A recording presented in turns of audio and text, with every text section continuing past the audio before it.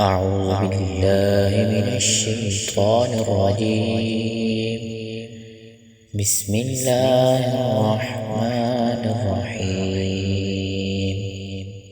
میں اللہ عز و جل کی پناہ مانگتا ہوں شیطان مردود سے۔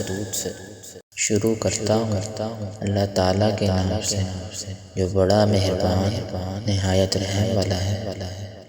اے لوگو، اپنے اس رب کی عبادت کرو جس نے تمہیں اور تم سے پہلے لوگوں کو پیدا کیا، یہی تمہارا بچاؤ ہے، جس نے تمہارے لیے زمین کو فرش اور آسمان کو چھت بنایا، اور آسمان سے پانی اتار کر اس سے پھل پیدا کر کے تمہیں روزی دی۔ خبردار، باوجود جاننے کے اللہ کے شریک مقرر نہ کرو۔ ہم نے جو کچھ اپنے بندے پر اتارا ہے، اس میں اگر تمہیں شک ہو اور تم سچے ہو تو اس جیسی ایک صورت تو بنا لو۔ تمہیں اختیار ہے کہ اللہ تعالیٰ کے سوا اپنے مددگاروں کو بھی بلا لو۔ بس اگر تم نے نہ کیا اور تم ہرگز نہیں کر سکتے، اسے سچا مان کر اس آگ سے بچو جس کا ایندھن انسان اور پتھر ہیں، جو کافروں کے لیے تیار کی گئی ہے۔ اور ایمان والوں اور نیک عمل کرنے والوں کو ان جنتوں کی خوشخبریاں سنا دو جن کے نیچے نہریں بہہ رہی ہیں۔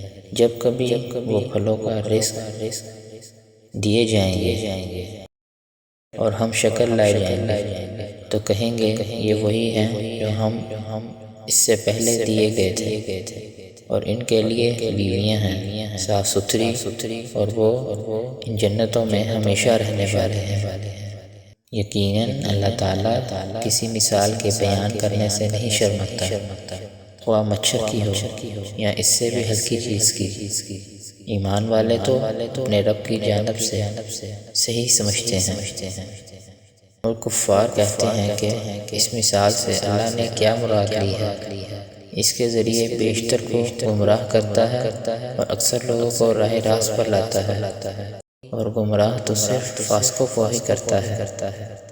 جو لوگ اللہ تعالیٰ کے مضبوط عہد کو توڑ دیتے ہیں اور اللہ تعالیٰ نے جن چیزوں کے جوڑنے کا حکم دیا ہے انہیں کاٹتے ہیں اور زمین میں فساد پھیلاتے ہیں، یہی لوگ نقصان اٹھانے والے ہیں۔ تم اللہ تعالیٰ کے ساتھ کیسے کفر کرتے ہو حالانکہ تم مردہ تھے؟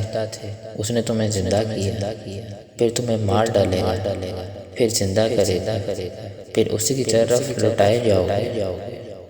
وہ اللہ جس نے تمہارے لیے زمین کی تمام چیزوں کو پیدا کیا، پھر آسمان کی طرف قصد کیا اور ان کو ٹھیک ٹھاک ساتھ آسمان بنایا، اور وہ ہر چیز کو جانتا ہے۔